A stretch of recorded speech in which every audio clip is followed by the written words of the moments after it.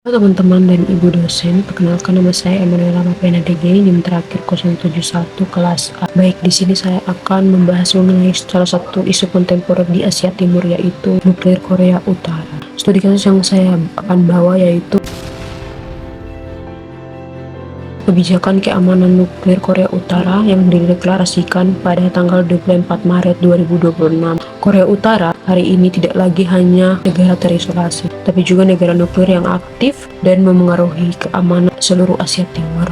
Bukan saja di Asia Timur, tapi secara global. Program nuklir Korea Utara berakar sejak tahun 1960 sampai 1970, tetapi baru benar-benar menjadi sorotan dunia setelah uji coba nuklir pertamanya pada tahun 2006. Sejak saat itu, Korea Utara melakukan 6 uji coba nuklir sampai 2017. Dengan uji coba nuklir pada tahun 2017 menjadi yang paling kuat dan paling mengkhawatirkan karena menunjukkan kemampuan membuat hulu ledak yang lebih ringkas dan kuat.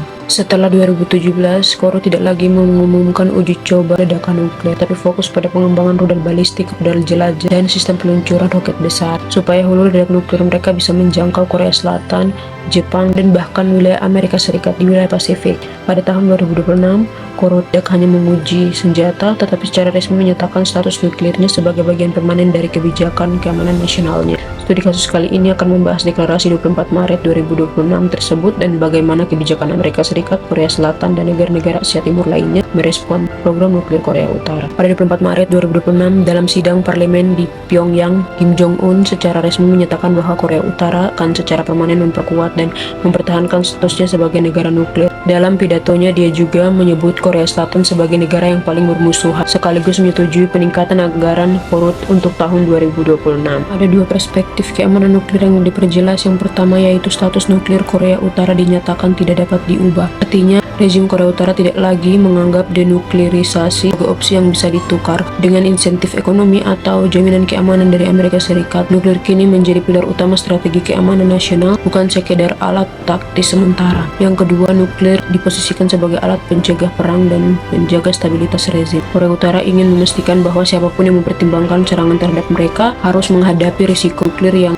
masif dan nyata. Level keamanan regional, pernyataan ini memicu reaksi cepat atas negara-negara di kawasan Asia Timur, yaitu Korea Selatan, Jepang, serta Amerika Serikat. Mereka semakin memperkuat aliansi trilateral antara mereka. Mereka juga mempercepat pengembangan sistem rudal dan pertahanan nuklir, serta memperluas latihan militer gabungan di udara dan di laut. Di satu sisi, Korea Utara ingin menunjukkan bahwa ancaman balik nuklir mereka sangat meyakinkan. Di sisi lain, negara-negara tetangga meningkatkan militer dan sistem pencegatan mereka, sehingga lomba peningkatan kemampuan militer dan sistem pertahanan di Asia Timur pun semakin jelas terlihat.